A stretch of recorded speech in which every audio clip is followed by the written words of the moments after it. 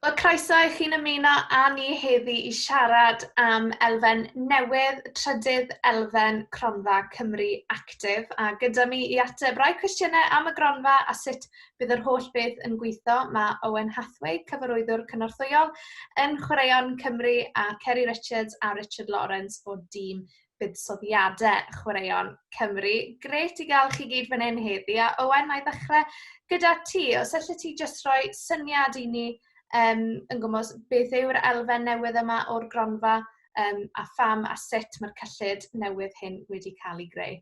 Wel, o'n i wastad yn bwriadu agor wahanol elfennau o'r cyllid pryd oedd y cyfle yn codi ac oedd yn bwriadol i gwneud hynny. Ar y dechrau o lockdown, oedd ni wedi creu y Gronfa diogelu ac oedd hwnna'n sicrhau bod ni'n gallu cefnogi clybiau a sefydliadau oedd yn edrych ar problemau ariannol yn fuan yn y proses.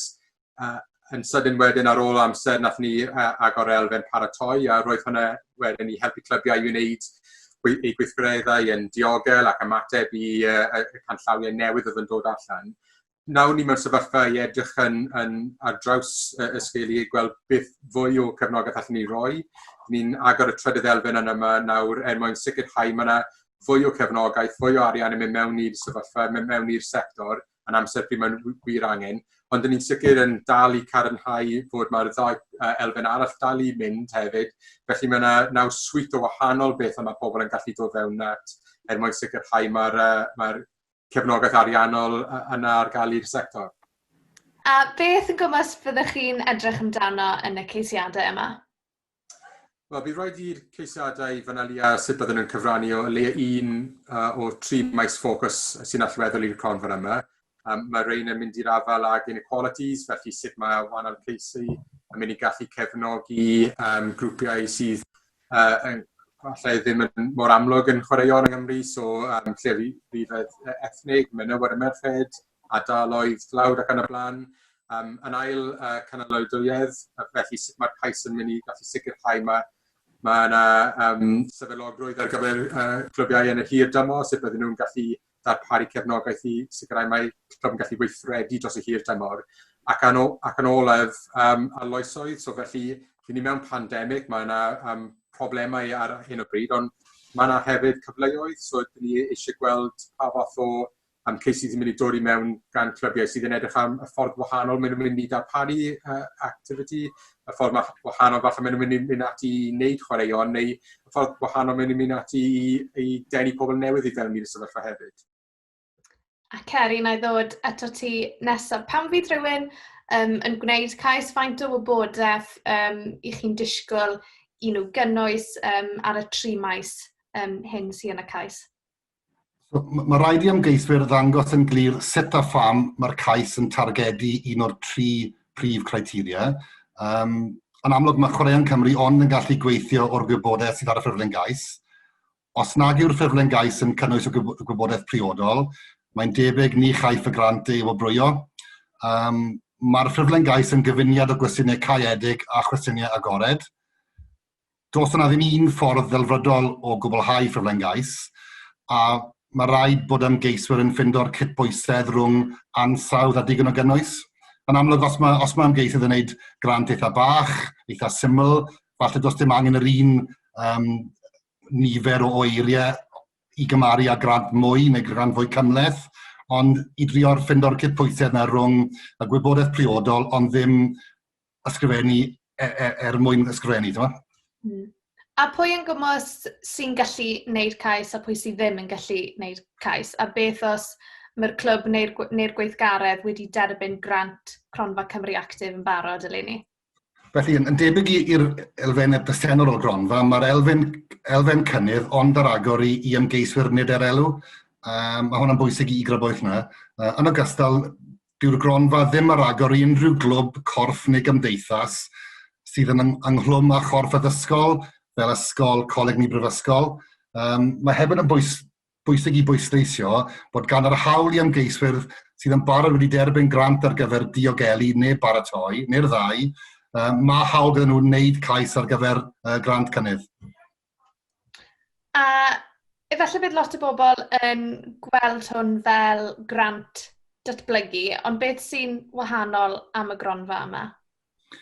So hyd at bwynt, mae yna deblygrwydd rhwng yr elfen newydd yma sef cynnydd a'r grant datblygu, ond hefyd mae'n bwysig pwysleisio fod yna criteria mwy eang i'r elfen cynnydd, sydd yn annog mwy o arloesedd o fewn chwaraeon, sydd falle'n yn fwy bwysig eriod yn ystod yr amser bresennol gyda Covid. A Richard, ymlaen eto ti, beth sy'n digwydd wedyn pan fydd cais yn dod i mewn? Byddwch chi'n gofyn am adborth gan bartneriad fel i chi wedi bod yn gwneud ar gyfer Cronfa Cymru Actif hyd yn hyn? Ie, so i dechrau Bran, fel y mae gyda phob un o'r grantiau, rhaid i ymgeisio ar-lein. Unwaith mae'r cais newydd yn ein system, bwriadwn ni i'w asesu o fewn mis, nag yw hyn yn wastad yn posib. Fel sydd yn digwydd ers mis Ebrill, fewn ni ofyn am adborth o'n partneriaid ni, i fwydo mewn a fydd hyn yn fwydo mewn i unrhyw benderfyniadau. Ar gefn hyn fydd bydd ni'n dweud wrth pawb sydd yn ymgeisu yw i cysylltu ar partneriaid priodol nhw, so naill ai ei awdurdodau lleol neu cyrff llywodraethol, cenedlaethol y chwaraeon, neu unrhyw un arall maen nhw'n gweithio gyda, am fwy o gymorth am y gronfa a sut i llenwi mewn y cais. Un o'r cwestiynau yw, os allwch chi roi syniad o'r fath o amserlen a pryd gall pobl ddisgwyl i glywed nôl am eu ceisiadau, ond ti newydd dweud, really, y nod yw i ateb start again. Un o'r cwestiynau yw, os allwch chi roi rhyw fath o amserlen o ran pryd all pobl disgwyl i glywed nôl ganddoch. Ti newydd dweud bydde tua mis, ond yn amlwg, bydd angen i bobl bod yn eitha hyblyg. Ie. Be ni'n mynd i trio wneud yw cael penderfyniad nôl i pawb o fewn mis. Falle bydd yn gyflamach, falle bydd yn hirach derbynnu ar y grant i fod yn onest. Os bydd yn grant cymleth neu grant fawr neu mae'r adborth heb dod nôl o partneriaid ni, falle bydd yn cymryd tymed bach mwy o amser, ond dylse fe ddim, so gobeithio o fewn mis bydd pawb yn clywed nôl efo penderfyniad. Owen, mae'n gyfnod mor ansicr i bawb gyda'r cyfnodau clo yn digwydd. Lot o ansicrwydd sydd felly bydd yn gwneud hi'n anoddach i glybiau i ddechrau a gorffen i prosiectau nhw. Ydych chi wedi ystyried hyn i gyd? Ie, yn sicr. So bydd gennym ni disgwyliadau gan clybiau i dechrau gwariant o fewn cyfnod penodol o dderbyn yr arian.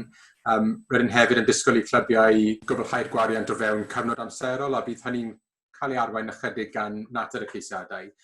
Wedi dweud hynny, dyn ni'n ymwybodol wrth gwrs bod ni'n mynd sefyllfa y cyfnod eitha ansicr, so gall bod yna cymlethau gyda gyflawni'r hyn sydd wedi cael ei cynllunio. So felly beth dyn ni'n sicr eisiau gweld o'r ymgeiswyr yw sicrhau bod os mae yna rhyw fath o problemau sy'n digwydd, os mae yna rhyw anawsterau gyda neu oedi gyda beth maen nhw wedi cynllunio, fod nhw jyst yn cysylltu gyda Chwaraeon Cymru mor fuan â bosib, a wedyn gallwn ni trio gweithio gyda nhw a cydweithio mwyn sicrhau dyn ni'n dod o gwmpas y materion hynny. Ceri, dy fe hwn fydd yr unig grant sydd ar gael ar gyfer chwaraeon cymunedol a oes dyddiad cau ar gyfer y grant yma? Ie, so hyd at diwedd y flwyddyn ariannol, dim ond y gronfa yma fydd dyna'r unig opsiwn ar gyfer clybiau o ran chwaraeon cymunedol.